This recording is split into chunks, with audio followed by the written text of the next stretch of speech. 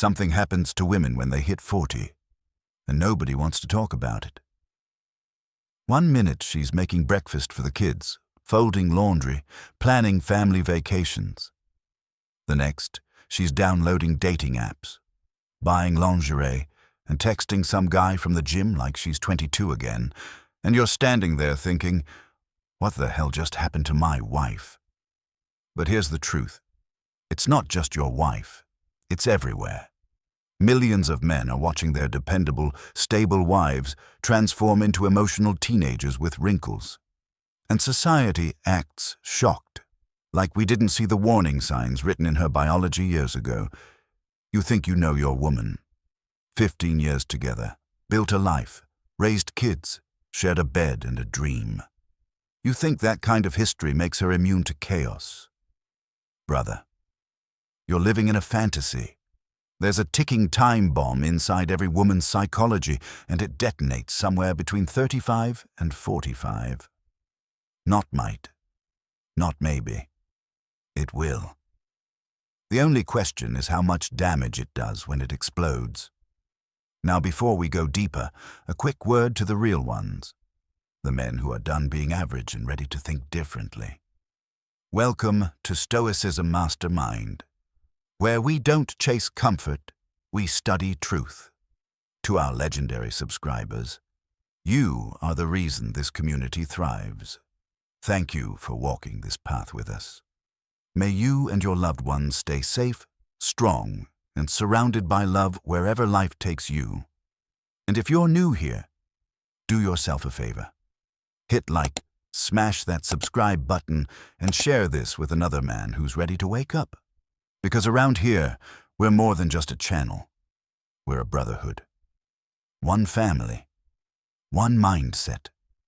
We dig into the wisdom schools never taught to help you sharpen your mind, master yourself, and become absolutely unstoppable.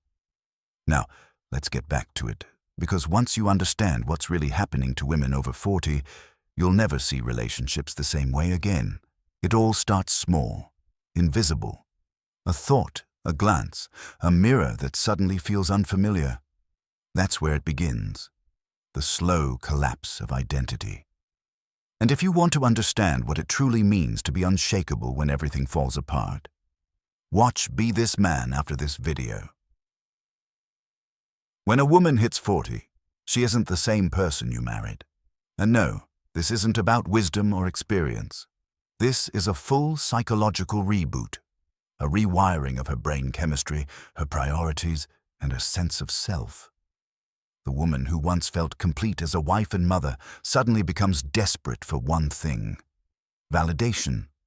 Because her identity, her self-worth, was built on one fragile foundation: being desired. From the moment she was born, society wrote her script: be pretty, be wanted, be adored.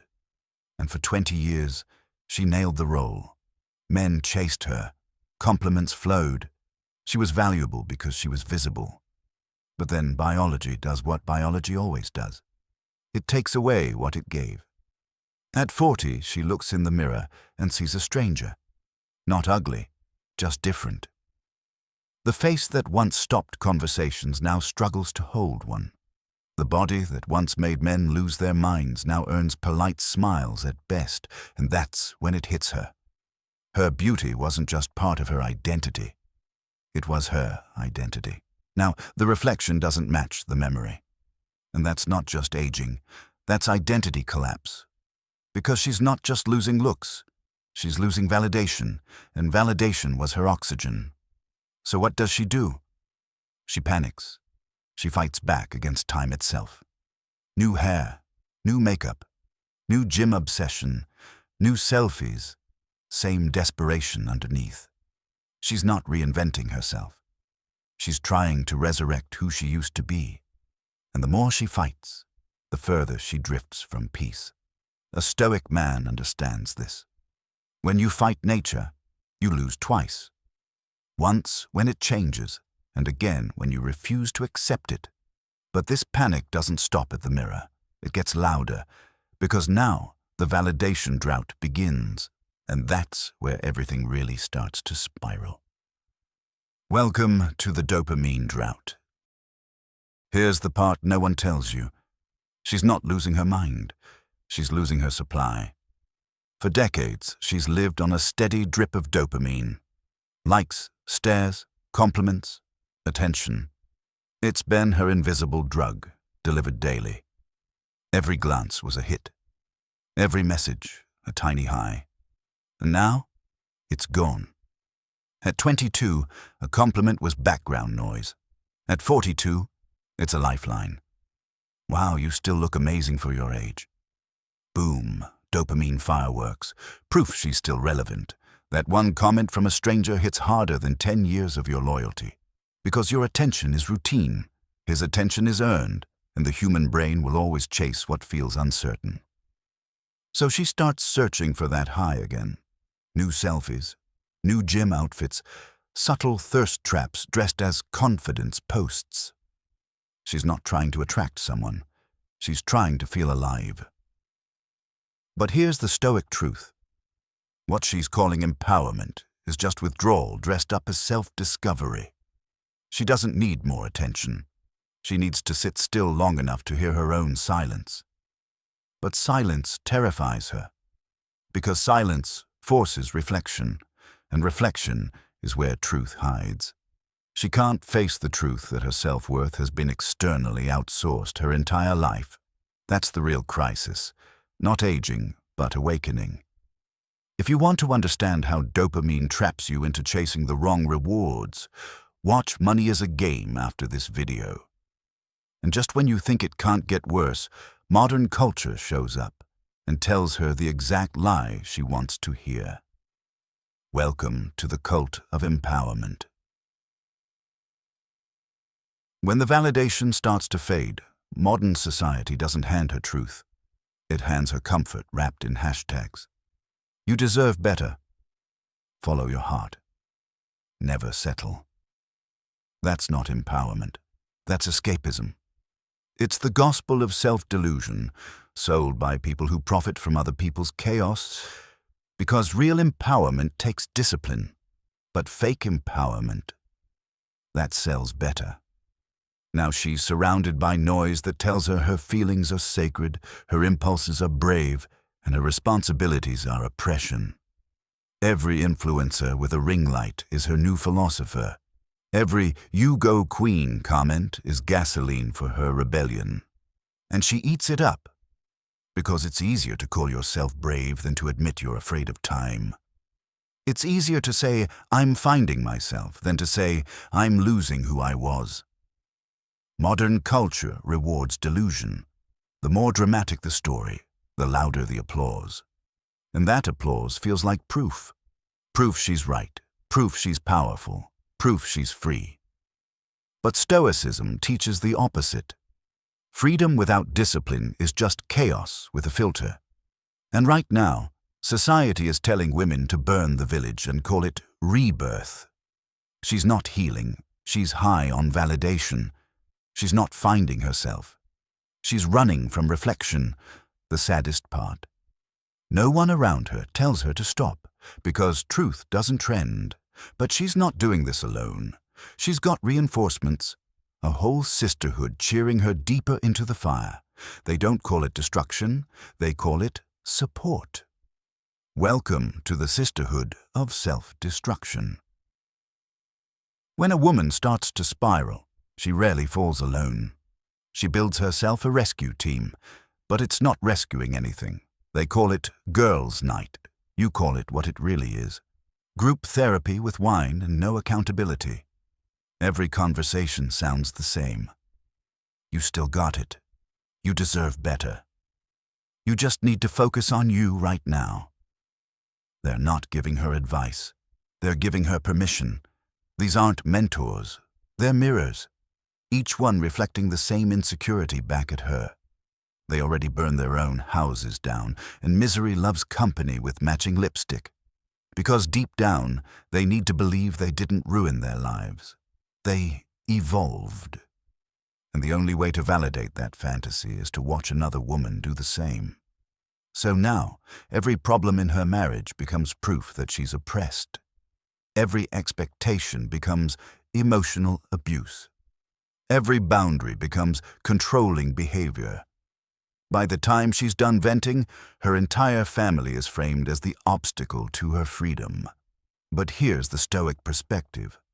The wise man doesn't try to silence noise. He simply watches it expose itself. Because truth doesn't argue, it endures. And while she's busy taking advice from the broken, a Stoic man focuses on what can't be broken: his composure. And if you want to learn how to stay calm when everyone else is self-destructing, watch Unbreakable Mindset's Secret after this video. But her friends aren't the only ones whispering in her ear. There's a louder voice, one that never sleeps, never stops, and knows exactly what she wants to hear. It's not her friends, it's her phone. Welcome to the digital illusion. Social media isn't a reflection anymore. It's a stage. And she's not living life. She's performing it. The breakfasts, the smiles, the new chapter captions, they're not memories. They're marketing. She scrolls through highlight reels of women her age, posting glow-ups, filtered vacations, and starting over quotes that all sound like recycled Hallmark lines. But behind every smiling selfie is the same empty silence waiting to be scrolled past. Because social media doesn't show consequences. It sells illusions. It doesn't show the woman crying on her couch after the new boyfriend ghosted her. It doesn't show the kids spending Christmas with dad. It doesn't show regret. Just ring lights, hashtags, and dopamine. The algorithm learns her fears faster than she can face them. It feeds her what she craves most, proof she's still relevant. Every like says, "You still matter." Every comment says, "You still got it." And every follow becomes a substitute for fulfillment. She's not living anymore. She's chasing reactions. She's not posting because she's happy. She's posting to pretend she is. And here's the Stoic reality. When you outsource your peace to public approval, you'll always live as a slave to other people's silence. The digital world gives her the illusion of control while quietly taking away her ability to face reality. Because once attention becomes oxygen, you'll do anything not to suffocate. But attention always fades. And when it does, she'll look for her next fix. Not online this time, but in person. And that's where the real danger begins. Welcome to the validation affair. It never starts with betrayal. It starts with connection, a harmless conversation, a laugh that lingers, a compliment she hasn't heard in years. Then it's a message, then another. Then she's smiling at her phone like it's 2006 again. And before you even notice, she's not addicted to him. She's addicted to the way he makes her feel. She tells herself, "We're just friends. We're just catching up." But deep down, she knows exactly what's happening. You notice her glow change. She mentions his name too often. Then, not at all. She guards her phone like it's her diary, and when you ask what's wrong, she says, "Nothing." But everything's wrong. Because the truth is, she doesn't want another man. She wants to feel wanted again. He's not the prize. He's the reflection. A mirror showing her the version of herself she's terrified she's lost. He offers uncertainty, excitement, the illusion of choice. You offer stability, which now feels like stagnation. He represents novelty, which her brain mistakes for meaning. It's not love. It's nostalgia. She's not running to him. She's running from time. And when that happens, logic doesn't stand a chance. You can't reason with a fantasy. You can't argue with dopamine. You can't compete with the ghost of who she used to be. This isn't romance. It's a midlife drug disguised as emotional connection. And when it wears off, the crash is brutal. Because every fantasy has an expiration date. And when the thrill fades, she's left with silence and a story she can't face without rewriting it. Welcome to the aftermath. When the dopamine fades, reality finally catches up. The fantasy burns out. The new guy, Just another man. Flawed, inconsistent, human. And that's when she panics. Because now she has to face the truth. But the truth would destroy her. So she rewrites the story. Suddenly, you're the villain. Now it's, I was never really happy. He was controlling. I was pretending for years. Every smile becomes a mask. Every memory becomes manipulation. Every moment of love gets rebranded as trauma because she needs to justify the chaos she created. She can't admit she blew up her life for a feeling. She can't admit she traded loyalty for dopamine. So she does what every guilty mind does. She creates a story that makes her the hero. You're the oppressor, she's the survivor. And her destruction? Now it's healing. But this isn't healing, it's narrative therapy. A bedtime story for adults who can't face consequences. And Stoicism teaches one brutal truth about stories. The louder someone tries to justify themselves, the more they're at war with their own conscience. She doesn't need truth. She needs permission to forget it. And every lie she tells herself is another layer of armor against regret that's already eating her alive. You can't reason with that. You can't fix it. You can only accept it. A Stoic man doesn't argue with illusions. He outlasts them. But while she's rewriting history, the real damage is happening in the background. To the people who never asked for any of this. Welcome to Collateral Damage. When the story collapses, the fallout doesn't just hit her, it hits everyone around her. The husband loses peace. The children lose security. And she loses herself, but she'll say, I'm doing what's best for me. They'll understand one day. They won't, because children don't care about happiness. They care about stability. They care about safety, routine, and both parents being there when life gets heavy. Her crisis doesn't just destroy a marriage. It rewires a generation. Those kids grow up confused, resentful, and quietly broken. They learn that love is temporary, that loyalty has conditions, that family is optional, and she'll convince herself it's all fine, as long as she's smiling in pictures. But kids remember, they always remember, the late-night arguments, the tension at the dinner table, the silence that replaced laughter. One day, they'll ask the question that cuts deeper than any insult ever could. Why wasn't I enough for you to stay? And she'll never have an answer, because there isn't one. She didn't leave because she stopped loving them.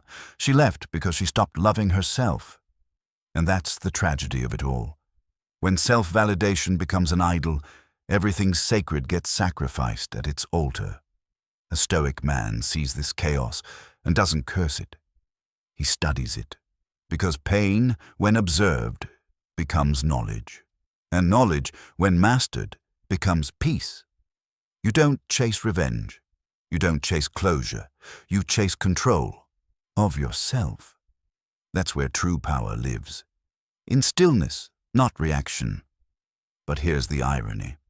While she's terrified of aging, you're just getting started. Because what breaks her builds you. Welcome to the age gap paradox. Here's the cruel trick of nature. Men and women age in opposite directions. When a man hits 40, he's called seasoned. His calm becomes charisma. His confidence becomes currency. His wisdom becomes attraction.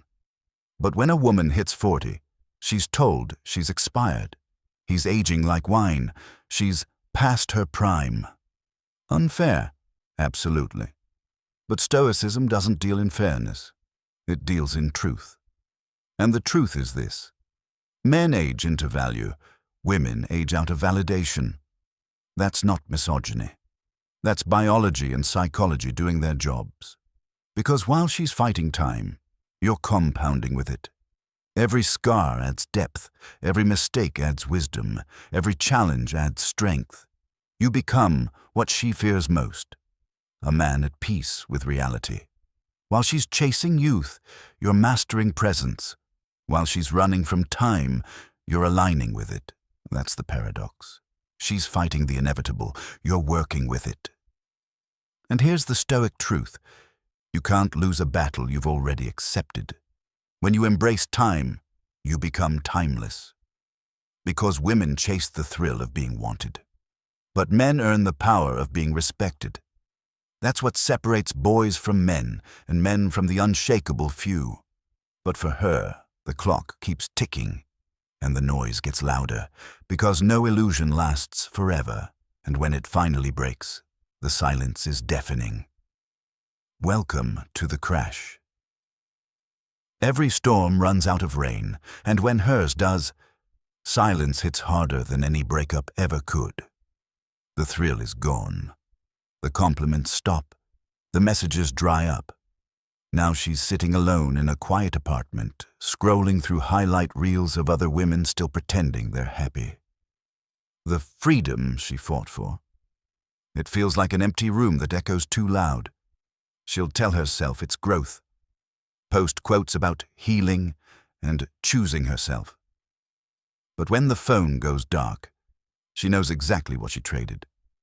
She didn't choose peace, she chose attention. She didn't find freedom, she found solitude.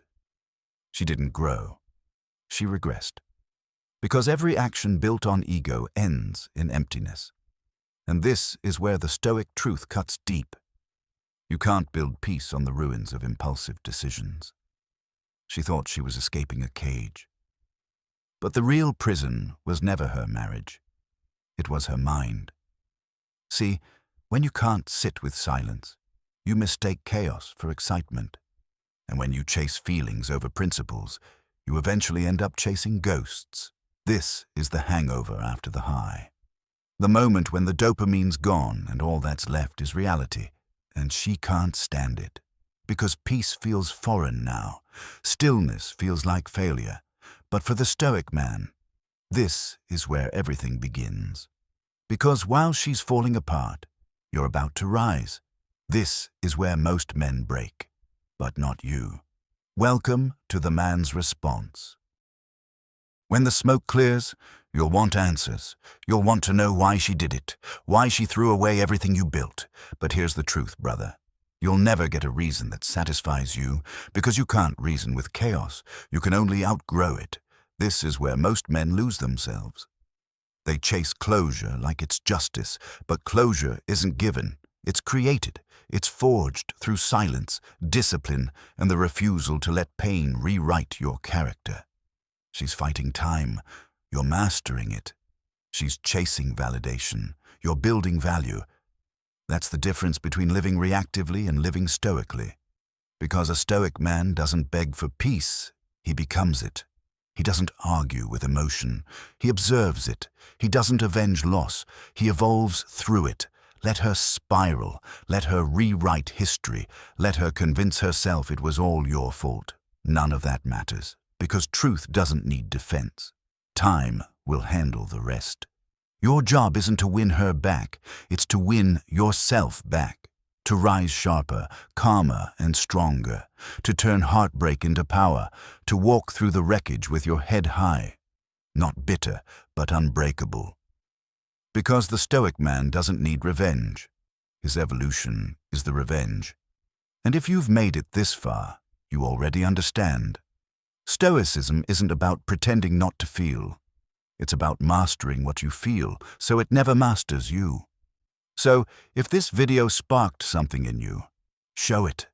Hit that like button, subscribe to Stoicism Mastermind, and share this with another man who refuses to be average. Because around here, we don't chase peace. We embody it. And when life tests you, remember this. You can't control her choices, but you can control your reaction. That's what makes you untouchable. If you want to learn how to stay calm no matter what chaos life throws at you, watch Do This to Never Get Angry.